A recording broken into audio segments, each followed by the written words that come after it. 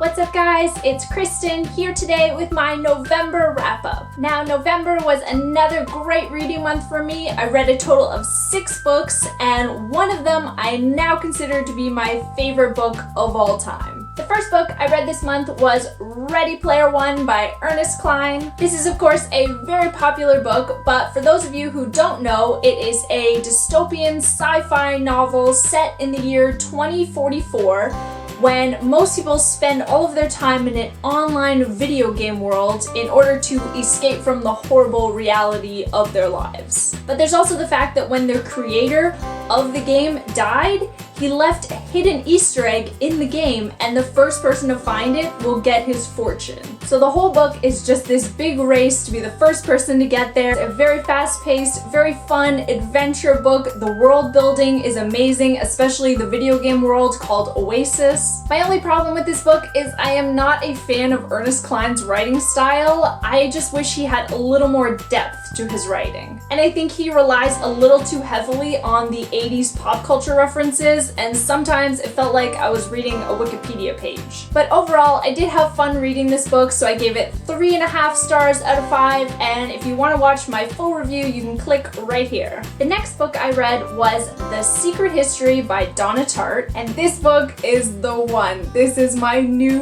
favorite book of all time, so to say that I loved it would be an understatement. Essentially, it is a murder mystery involving a group of very elite college students in Vermont. And if you watch the TV show How to Get Away with Murder, this will all start to sound pretty familiar. This group of friends murders their other friend, and of course I'm not spoiling anything because the narrator tells you this happened on the first page. Then the story jumps back to when the narrator, Richard, first arrives at the new college and is introduced to this very eccentric group of students, including the one that they end up killing. So for this reason, people call it a whodunit instead of a whodunit, because the whole book you're trying to figure out what would lead them to murder their friend. And Richard, as the narrator, is very unreliable because his friends are always keeping him in the dark and never really revealing their secrets. And you as a reader feel like Richard, where for most of the book you don't really know what's going on or the truth behind anything. Donna Tartt's writing is just perfect. She also wrote The Goldfinch, which won the Pulitzer Prize last year. The story is just so complex and multi-layered. So of course I gave it 5 out of 5 stars. Best book I have ever read, and if you want to watch my full gushing review, you can click right here. For my YA book of the month, I read 10,000 Skies Above You. This is the sequel to 1,000 Pieces of You by Claudia Gray. Now, it's a little bit confusing, but the premise of these books is that there are alternate dimensions, meaning that every time we make a choice, an alternate reality will open up for us. And the main character, Margaret's parents, are very famous scientists, and they have created a device that lets you travel to your own alternate realities. It's a very cool and unique idea, and obviously I really enjoyed the first book, so I was very excited for the sequel, but it did let me down a little bit. The love triangle in this one really started to get on my nerves, and I don't know why the author was constantly referring back to the first book and reminding you of everything that happened. But that being said, it still had a really good cliffhanger ending, and I still really want to read the final book, so in the end I gave it 3 out of 5 stars. Next, I read the classic Slaughterhouse-Five by Vonnegut, and this was my first Vonnegut. This is the story of Billy Pilgrim, who has become unstuck in time,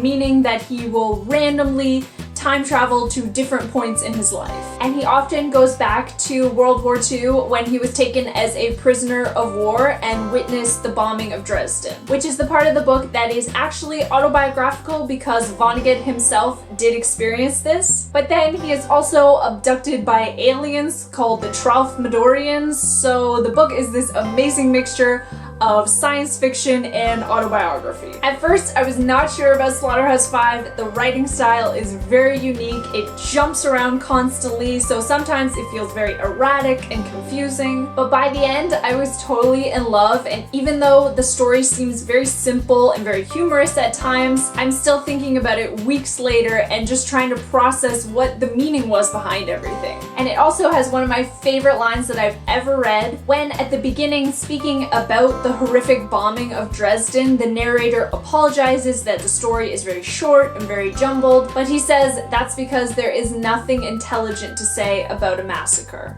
And a couple of days after reading this, the Paris attacks happened, and that line just kept resonating with me. So in the end, I gave it 4.5 stars out of 5. It is a very short book, more like a novella, so I would recommend it to anyone. Next, I finally got back into the world of Percy Jackson, and I read The Lost Hero, the first book in the Heroes of Olympus series. In this book, we get 3 new main characters and a new prophecy, and at first I was loving it. It just hits the ground running, there's lots of action and adventure.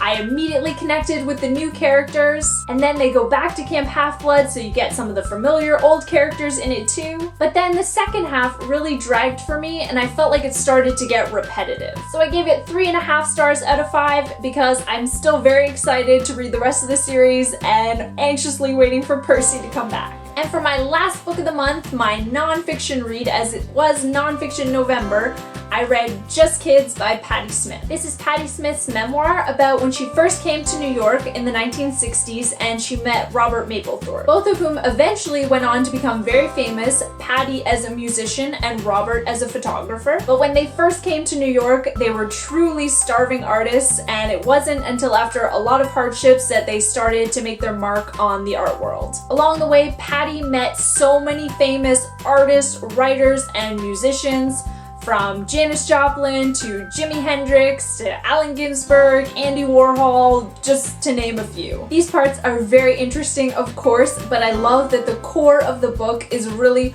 her and Robert's relationship and what their art meant to them. They really were soulmates, and they supported each other in every way possible until Robert's tragic death in the 1980s, and it's just so beautiful. Patti Smith's writing is beyond beautiful. She is also a poet, so that lyrical style really shines through. With Just Kids, I think this is definitely a case of it's not you, it's me. I definitely enjoyed the book, but I could never fully connect with it. Maybe it's because I don't have an artistic bone in my body, but I definitely appreciate the work, and so in the end I give it 4 out of 5 stars. So that is it for my November wrap-up. Have you guys read any of these books, and what were some of your November reads? Please leave some of your thoughts in the comments down below. Thank you so much for watching, and I'll see you again soon. Bye!